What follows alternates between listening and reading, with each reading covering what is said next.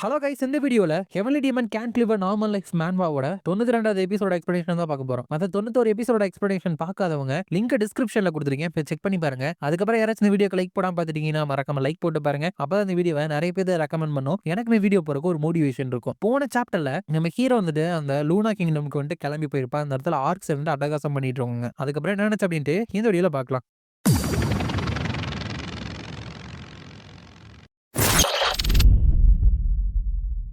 சாப்டரோட ஸ்டார்டிங்ல அந்த கேடன் வழிகாட்டுறப்ப நம்ம ஹீரோட 30 சோல்ஜர்ஸும் அந்த ஸ்னோல வந்துட்டு போயிட்டு இருக்காங்க. அப்ப அந்த கேடன் வந்து அவங்கள பார்த்துட்டு எப்படி இவங்களால ஸ்னோல வந்துட்டு இந்த மாதிரி மூவ் பண்ண முடியுது, இது டெஃபினெட்லி ஆர்கேடியோட ஸ்னோல நகர்ற மெத்தட் தான், பட் இது எப்படி யூஸ் பண்ணது அப்படின்னு இவங்க சொல்லி கொடுக்கவே இல்லையே, நானு வாய்ப்பே இல்ல, இவனுங்களாவே அதை கண்டுபிடிச்சிட்டாங்களா அப்படின்னு நினைக்கிறேன். இதுக்கு முன்னாடி என்ன நடந்தது அப்படின்னா, அவங்களோட கிங்டம்ல இருந்து இவனுக்கு கான்டாக்ட் பண்ணி கேடன் இந்த சிச்சுவேஷன் வந்துட்டு அவ்வளவு நல்லா இல்ல அப்படிங்கிறப்ப ஏன் என்னாச்சு அப்படின்னு இவன் கேட்க, ஜைரோ வந்துட்டு ஒரு சர்ப்ரைஸ் அட்டாக் பண்ணா அப்படின்னு சொல்லிட்டு ஒரு ட்ரூப்ஸை வந்துட்டு கூட்டிட்டு போய் அட்டம் பண்ணான். பட் எனிமியோட ட்ராப்ல வந்துட்டு அவன் விழுந்து என்டையர் ஃபோர்ஸையும் வந்து லாஸ் பண்ணிட்டான். ரைட் நவ் அவன் உயிரோட இருக்கானா இல்லையான்னு கூட எங்களுக்கு தெரியல. ரெஸ்கரோட ஆர்க்ஸ் வந்து ஸ்ட்ரைட்டா லூனா ஃபோர்ட்ரஸ் நோக்கி தான் போயிட்டு இருக்கு. இப்படியே போச்சு அப்படின்னா நீங்க வரதுக்குள்ள அட்டாக் வந்து ஸ்டார்ட் ஆக வாய்ப்பு இருக்கு. அப்படிங்கிறப்ப கேடன் வந்துட்டு நான் கிளியரா அவன் ஃபைட் பண்ண வேணாம்னு தானே சொன்னேன், எதுக்காக அவன் வந்து இதை பண்ணா, ஒரு 2 வாரம் அவனால அமைதியா இருக்க முடியலையா அப்படின்னு நினைச்சிட்டு எப்படியாச்சும் தாக்கு பிடிச்சிருங்க, முடிஞ்ச அளவுக்கு நாங்க ஃபர்ஸ்டா வரோம் அப்படின்ட்டு சார் ரோமன் இங்க இருந்து லூனா ஃபோர்ட்ரஸ்க்கு ஒரே நாள்ல போகிறதுக்கு ஒரு வழி இருக்கு. பட் அதுக்கு நம்ம ஃபுல் ஸ்பீட்ல வந்துட்டு போயாகணும். ஷார்ட்டஸ்ட் ரூட்ல வந்துட்டு நான் கைட் பண்றேன், உங்களுக்கு வந்து ஹார்டா இருந்துச்சு அப்படின்னா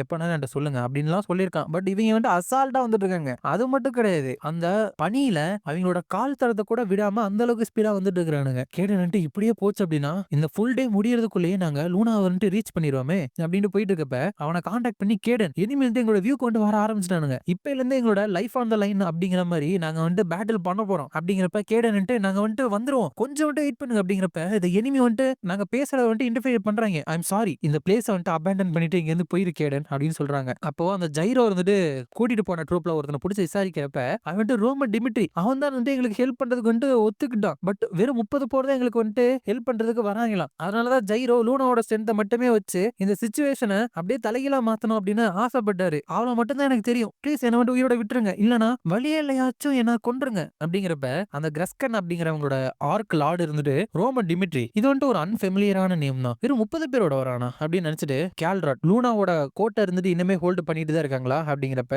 அவனோட டிவைன் பேரியரை வந்துட்டு நாங்க பிரேக் பண்ண ஆரம்பிச்சிட்டோம் அப்படிங்கிறப்ப இந்த கிரஸ்கர் வந்துட்டு ஓகே நானே வந்துட்டு பர்சனலா அதை வந்துட்டு ஸ்டெப் அப் பண்றேன், இந்த கிரஸ்கரை வந்துட்டு ஃபாலோ பண்ணுங்க அப்படின்னு சொல்லிட்டு வெளியே போயிட்டு எல்லாத்தையுமே வந்துட்டு சேர்த்துட்டு அப்பதான் அதுக்கு அந்த இடத்துக்கு வந்துட்டு வர ஆரம்பிச்சிருக்காங்க. அப்ப அது வரதை பார்த்துட்டு அது வந்துட்டு கிரஸ்கர் அவனே வந்துட்டான். ஃபைனலி அந்த மான்ஸ்டர் வந்துட்டு மூவ் ஆக ஸ்டார்ட் பண்ணிருச்சு அப்படிங்கிறப்ப அந்த செபாஸ்டியன் வந்துட்டு உங்களோட பொசிஷன் வந்துட்டு ஹோல்டு பண்ணுங்க, அதுக்கப்புறம் ப்ரீஸ்ட் உங்களோட டிவைன் பவரை வந்துட்டு ரைஸ் பண்ணுங்க அப்படின்னு சொல்லிட்டு பிளஸிங் மூலியமா அந்த இடத்துல ஒரு பேரியர் மாதிரி போடுறாங்க. அப்ப அந்த கிரஸ்கர் வந்துட்டு அதோட ஆரா வச்சு அட்டாக் பண்றப்ப அந்த பேரியர் எல்லாம் கிராக் விழுக ஆரம்பிச்சிருது. அப்ப அந்த செபாஸ்டியன்லாம் விடாம ஓ காட் எங்களுக்கு வந்துட்டு ஸ்ட்ரென்த் வந்துட்டு கொடுங்க அப்படிங்கிறப்ப அந்த கிரஸ்கர் வந்துட்டு ஓங்கி ஒரு ஜம்ப் பண்ணி உண்மையாலுமே இசபெல் இல்லாம உங்களால என்ன தடுக்க முடியும் அப்படின்னு நினைச்சீங்களா அப்படின்னு சொல்லிட்டு ஒரே அட்டாக் தான், அதுல அந்த இடமே இருந்துட்டு அழிஞ்சு ஃபுல்லா நெருப்பு பத்த ஆரம்பிச்சிருது. ஒருத்தெல்லாம் வந்துட்டு ப்ளீஸ் என்ன மட்டுமாச்சும் உயிரோட விட்டுருங்க அப்படின்லாம் கேக்குறாங்க. பட் விடவே இல்லை. இப்ப கால்ட்ராட் அப்படிங்கிற ஆர்க் இருந்துட்டு இந்த அநாயங்கன நாய்ங்க உங்களை வந்துட்டு ஸ்டோரேஜ்ல வந்துட்டு உயிரோட வச்சிருக்கலாம் அப்படின்னு நினைச்சோம், பட் நீங்க எல்லாம் இப்படி வந்துட்டு உங்களோட சாவை தேடிக்கிட்டீங்களே அப்படிங்கிறப்ப ஒரு ஆர்க் இருந்துட்டு லார்ட் கேல்ட்ராட் மனுஷங்க வந்துட்டு அப்பீர் ஆயிருக்காங்க அப்படிங்கிறப்ப இது இருந்துட்டு ரோமன் டிமிட்ரி அது அதுவானாதான் இருக்கணும், இங்க பாரு ஹியூமன் இப்பையில இருந்து நீ வந்துட்டு ஒரு விஷயம் ஒண்ணுவா நடிக்க போற, முடிஞ்ச அளவுக்கு செவருக்கு பக்கத்துல வந்துட்டு அவங்கள வர வைக்க போற, இன்னும் இந்த இடம் வந்துட்டு எனிமியோட கைக்கு போல அப்படின்னு சொல்லு, நீ மட்டும் அப்படி பண்ண அப்படின்னா நான் உன்னையும் உன்னோட ஃபேமிலியை வந்துட்டு உயிரோட விட்டுறேன் அப்படின்னு சொல்றான். அதுக்கப்புறம் அதே மாதிரி ஹீரோ வந்துட்டு வரப்ப அங்கேயே வந்துட்டு நில்லுங்க, யார் வரா, இது வந்துட்டு லூனாவோட டெரிட்டரி, உங்களோட ஐடென்டிட்டி வந்துட்டு ஸ்டேட் பண்ணுங்க அப்படின்னு சொல்றான். அதோட இந்த சாப்டர் வந்துட்டு முடியுது. நெக்ஸ்ட் சாப்டர்ல நான் தான் டிமிட்ரி கிங்டமை சேர்ந்த ரோமன் டிமிட்ரி லூனாவோட ரெக்வஸ்ட்னால அவங்களுக்கு அசிஸ்ட் பண்றதுக்காக இவ்வளவு தூரம் நான் டிராவல் பண்ணி வந்திருக்கேன் அப்படிங்கிறப்ப அங்க வந்திருக்கிறவன் டிமிட்ரியோட ரீஎன்ஃபோர்ஸ்மெண்ட்ல 30 பேர் இருக்கிறதா நாங்க கேள்விப்பட்டோம், அப்புறம் ஏன் நீங்க வெறும் 3 பேர் மட்டும் இருக்கீங்க, அது மட்டும் இல்லாம ஏன் கேடன் உங்க கூட வரல அப்படின்னு கேட்கிறான். அதே மாதிரி இவங்க வெறும் 3 பேர் மட்டும் தான் வந்திருக்காங்க. அப்ப ஹீரோ வந்துட்டு லூனாவோட மக்களே நான் சொல்றதை கேளுங்க, லூனா இருந்துட்டு இப்போ டிமிட்ரியோட அதிகாரத்துக்கு கீழே வந்துருச்சு, இப்பையில இருந்து ரோமன் டிமிட்ரி நான் சொல்ற ஆர்டர்ஸை தான் நீங்க வந்துட்டு கேட்டு நடக்கணும், உங்களோட விசுவாசத்தை மட்டும் எனக்கு தெரிவிச்சீங்க அப்படின்னா நான் உங்களை என்னைக்குமே கைவிட மாட்டேன், உங்களை காப்பாத்துறதுக்காக கடைசி வரைக்கும் நான் வந்துட்டு ஃபைட் பண்ணுவேன் அப்படிங்கிறப்ப அந்த கேல்ராட்லாம் இருந்துட்டு இதுக்கு மேல எதுவும் பண்ண முடியாதுன்னு நினைக்கிறேன், எல்லாரும் அட்டாக் பண்ணுங்க அப்படிங்கிறப்ப ஹீரோ வந்துட்டு heavenly demon sword art first phase first move அப்படின்னு சொல்லிட்டு ஒரு அட்டாக் பண்ணி அங்க இருக்கிற அந்த செவரே இருந்துட்டு ஈஸியா அவ்வளோ பெரிய ஒரு பலவை வந்து ஏற்படுத்திடுறான். அது மட்டும் ஹீரோ கூட வந்திருக்குது கிறிஸும் கெவினும் தான். கிறிஸ் கெவின் நம்ம வந்துட்டு பிரிசனர்ஸை ரெஸ்கியூ பண்ணாலும் நம்மளோட சேஃப்டி அப்படிங்கிறது கேரண்டி கிடையாது. நம்மளோட கோல் அப்படிங்கிறது நம்ம ஃபேஸ் பண்ற எல்லா எனிமியும் இருந்துட்டு கொல்றதுதான். அப்படிங்கிறப்ப கிறிஸும் கெவின் வந்துட்டு ஓகே நாங்க வந்துட்டு அதை மைண்ட்ல வச்சுக்கிறோம் அப்படின்னு சொல்றாங்க. அப்ப இப்படி இவங்க வரதுக்கு முன்னாடி என்ன நடந்திருக்கு அப்படின்னா கேடன் அவன் சொன்னதை கேட்டுட்டு லூனாவோட போர்ட்ரஸ் இருந்துட்டு வீழ்ந்து போச்சு அப்படின்னு நினைக்கிறேன். இதுக்கப்புறம் நீங்க வரணும் அப்படின்னு சொல்லிட்டு நான் கேட்க மாட்டேன். இவ்வளவு தூரம் நீங்க ஆர்கடிக்காக ஹெல்ப் பண்ண வந்ததே ரொம்ப நன்றி, உங்களோட கைண்ட்னஸ் ரீபே பண்ண முடியல, அதுக்காக நான் மன்னிச்சிருங்க அப்படின்னு சொல்லிட்டு வேற கண்ட்ரியோட பீப்புளை வந்துட்டு கடைசி வரைக்கும் ஃபைட் பண்ணுங்க அப்படின்னு சொல்லிட்டு என்னால கேட்க முடியாது. இப்படியே போச்சு அப்படின்னா இவங்க வந்துட்டு விட்டுட்டு நான் தனியா தான் போகணும் அப்படின்னு நினைக்கிறப்ப ஹீரோ வந்துட்டு கேடன் நீங்க லூனா வச்சு டிமிட்ரி கூட கான்ட்ராக்ட் போட்டப்பவே லூனா டிமிட்ரியோட ஒரு வேசல் ஸ்டேட்டா மாறிடுச்சு. சோ வேசல் ஸ்டேட்டோட விதி என்னன்னு முடிவு பண்ணக்கூடிய அதிகாரம் உனக்கு இல்ல, எனக்கு தான் இருக்கு. சோ அந்த போர்ட்ரஸை பத்தி என்னன்னு தெரியுமோ எல்லா விஷயத்தையுமே சொல்லு அப்படின்னு சொல்லியிருக்கான். அதுக்கப்புறம் ஹீரோ அவன் அந்த போர்ட்ரஸை பத்தி சொன்ன எல்லாத்தையுமே கேட்டுட்டு அந்த போர்ட்ரஸ்ல வந்துட்டு ஒரு சீக்ரெட் பேசேஜ் வந்துட்டு இருக்கு, அது மூலியமா ஒரு டைவர்ஷன் ஆபரேஷன் வந்துட்டு பண்ணலாம் அப்படிங்கிற ஒரு பிளானை தான் போட்டிருக்கானுங்க. அதுக்காக தான் நம்ம ஹீரோ வந்துட்டு கிறிஸ் மட்டும் கெவின் கூட போயிட்டு அவங்களோட கவனத்தை எல்லாத்தையுமே அவங்க சதவீதம் வந்துட்டு மேக்சிமம் அவங்க பக்கம் இழுத்துட்டு இருக்கானயா.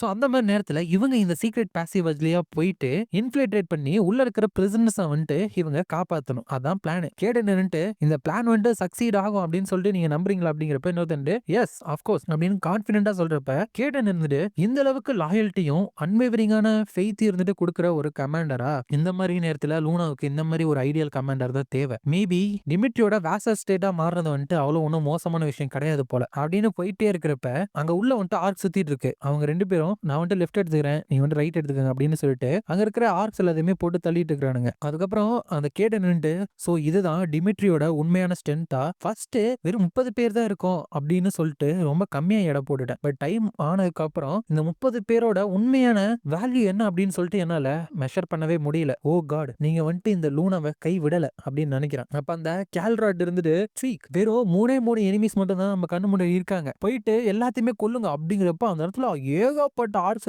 ஓடி வருது. ஆனா ஹீரோ வந்துட்டு அவனோட எவனி டீமன் ஆர்ட்ஸ் வந்துட்டு யூஸ் பண்றப்ப அங்க இருக்கிற நிறையோட ஆர்க்ஸோட உயிர் வந்துட்டு போயிருது. அப்பதான் அவங்க வந்துட்டு கில்லிங் இன்டென்ட் ஆரா அப்படிங்கிற ஆரோவோட வந்துட்டு நம்ம ஹீரோ வந்துட்டு அட்டாக் பண்ண வருது. இது என்ன ஆரா அப்படின்னு சொல்லிட்டு இப்ப கொஞ்ச நேரத்துல பார்ப்போம். ஆனா ஹீரோ வந்துட்டு அதோட கோடாரி மேலேயே இருந்துட்டு ஏறி அதோட மண்டையே இருந்துட்டு வெட்டி அதை கொண்டாரான். அதுக்கப்புறம் heavenly demon sword art middle phase second move அப்படின்னு சொல்லிட்டு அந்த இடத்துல வந்துட்டு அட்டாக் பண்றப்ப பெரிய வெடிப்பு ஏற்பட்டு நிறைய ஆர்க்ஸ் எல்லாம் அப்படியே கொன்னு செதறிக்கிட்டு இருக்குதுங்க. அப்ப அதை பார்த்து மான்ஸ்டர் இது ஒரு மான்ஸ்டர் அப்படிங்கிறப்ப அதுக்கப்புறமா ஹீரோ வந்துட்டு போட்டு பயங்கரமா ஒரு அட்டாக் வச்சு அங்க இருக்கிற ஆர்க்ஸ் எல்லாத்தையுமே அட்டாக் பண்ணிட்டு இருக்கான். அப்ப அந்த கேல்ராட் கிட்ட இன்னொரு ஆர்க் இருந்துட்டு இது வந்துட்டு ரொம்ப மோசமான விஷயம், நமக்கு பின்னாடியுமே எனிமி இருக்காங்க அப்படிங்கிறப்ப இன்ஃபில்ட்ரேட் பண்ணி போனாங்களே அந்த குரூப் அவங்களுமே போர்ட்ரஸ்குள்ள இருந்து அட்டாக் பண்ண ஆரம்பிச்சிட்டாங்க. டேமிட் அவங்க 3 பேர் அளவுக்கு தான் மத்தவங்களும் இருக்கிறானுங்க, இப்படியே போனா நமக்கு தான் இருந்துட்டு பிரச்சனை. டிமிட்ரி இருந்துட்டு இந்த அளவுக்கு ஸ்ட்ராங்கா இருக்கும் அப்படின்னு நினைச்சு பார்க்கவே இல்லையே. 10,000 சோல்ஜர்ஸ் இருந்துட்டு விட்டுட்டு போன அந்த கிராஸ்கர் இருக்கார் இல்லையா, நம்பிக்கை வச்சுட்டு தானே விட்டுட்டு போனாரு. ஆனா அத்தனை பேர் கூட